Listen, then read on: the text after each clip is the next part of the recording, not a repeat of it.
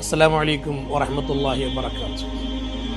ನಾವೆಲ್ಲರೂ ಕೂಡ ಅತ್ಯಂತ ಕಾತರದಿಂದ ಕಾಯುತ್ತಿದ್ದ ಪವಿತ್ರವಾದ ರಂಜಾನ್ ತಿಂಗಳು ನಮಗೆ ಅಲ್ಲಾಹು ಮತ್ತೊಮ್ಮೆ ಕರುಣಿಸಿದ್ದಾನೆ.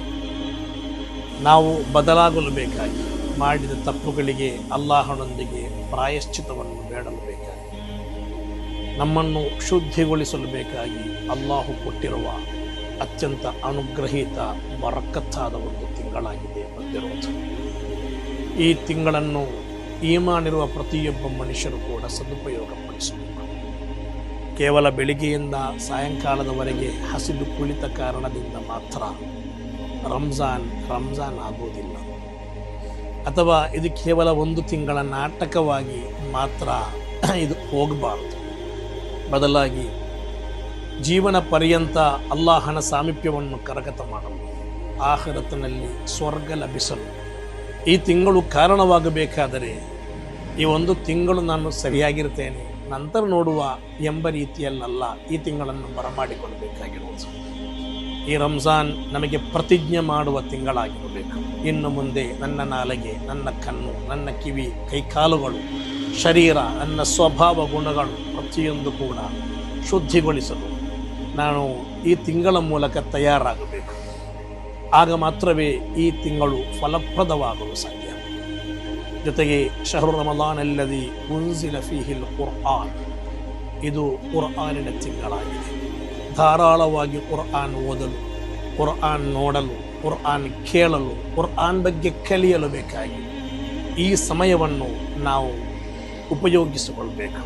ಗೀಬತ್ಗಳ ಮೂಲಕ, ಫಿತ್ನ ಫಸಾದುಗಳ ಮೂಲಕ, ಕೆಟ್ಟ ಚಿಂತನೆಗಳ ಮೂಲಕ, ಸೂಉಲ್ಲನ್ ಕೆಟ್ಟ ಭಾವನೆಗಳ ಮೂಲಕ ನಾವು ನಮ್ಮ ಸತ್ಕರ್ಮಗಳನ್ನು ಸಂಪೂರ್ಣವಾಗಿ ನಾಶ ಮಾಡಲು ಬೇಕಾಗಿ ಇದು ಕಾರಣವಾಗಬಾರದು.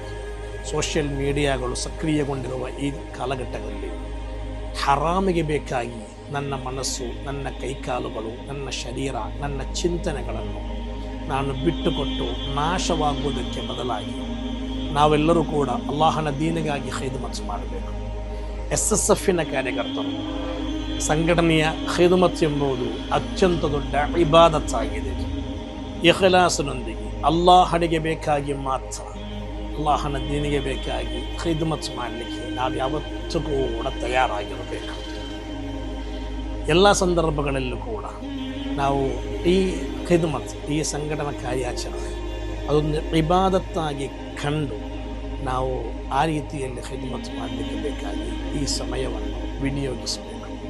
ಅಲ್ಲಾಹು ತಾಲ ಅವನು ಇಷ್ಟಪಡುವ ರೀತಿಯಲ್ಲಿ, ಹಬೀಬರಾದ ರಸೂಲುಲ್ಲಾಹಿ ಸಲ್ಲಲ್ಲಾಹು ಅಲೈಹಿ ವಸಲ್ಲಂ ತೃಪ್ತಿಪಡುವ ರೀತಿಯಲ್ಲಿ ಈ ರಂಜಾನ್ ತಿಂಗಳಲ್ಲಿ ಅಲ್ಲಾಹನ ದೀನಿಗಾಗಿ ಖಿದ್ಮತ್ ಮಾಡಲು, ಇಬಾದತ್ ಮಾಡಲು ನಮಗೆಲ್ಲರಿಗೂ ತೌಫೀಕನ್ನು ನೀಡಲಿ ಎಂದು ದುಆ ಮಾಡುತ್ತಾ ಇದನ್ನು ರಂಜಾನ್ ಸಂದೇಶವಾಗಿ ನಿಮ್ಮ ಮುಂದಿಡುತ್ತಾ ಮಾತುಗಳಿಗೆ ವಿರಾಮ. ಅಸ್ಸಲಾಮು ಅಲೈಕುಂ.